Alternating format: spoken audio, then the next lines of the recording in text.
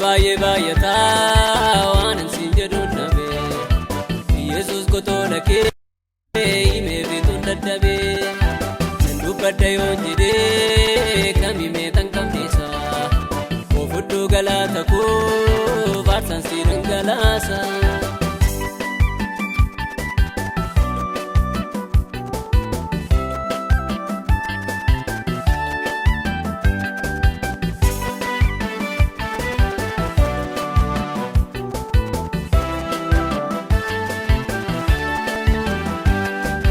Wantiin argu kun hunduu anaafi kanaa qaba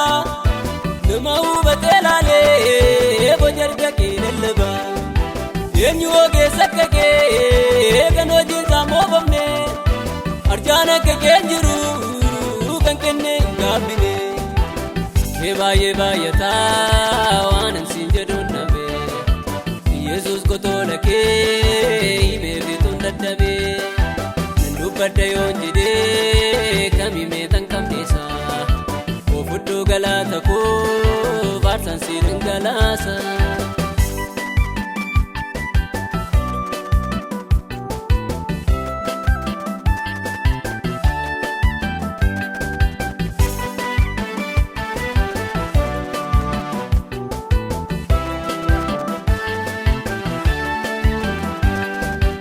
Arjummaan kee baay'eedha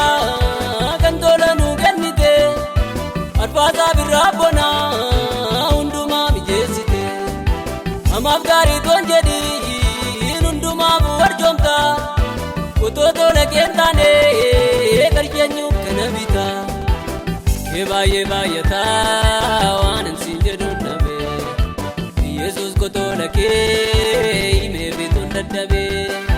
nan dubbadha yoon jedhee kam himee tan qabneessa ofudduu galaata koo faarsaan si dhangalaasa.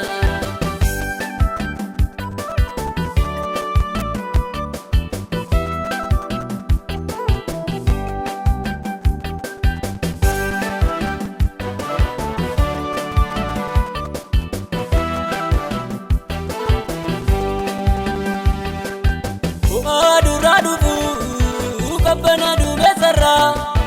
jidha arfaasaa kannaa miidhagaa baaboo birraa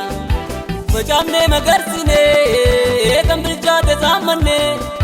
kun tola keetii malee warshaan nuuf hin oomishne kee baay'ee baay'ataa waan ansiin jedhuun dhabe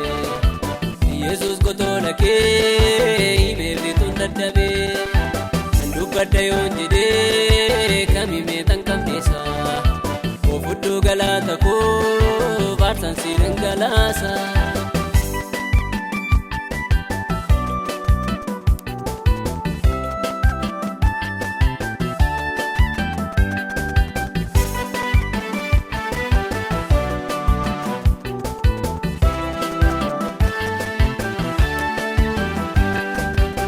Kee baay'ee baay'ataa kan kee jechimee bitu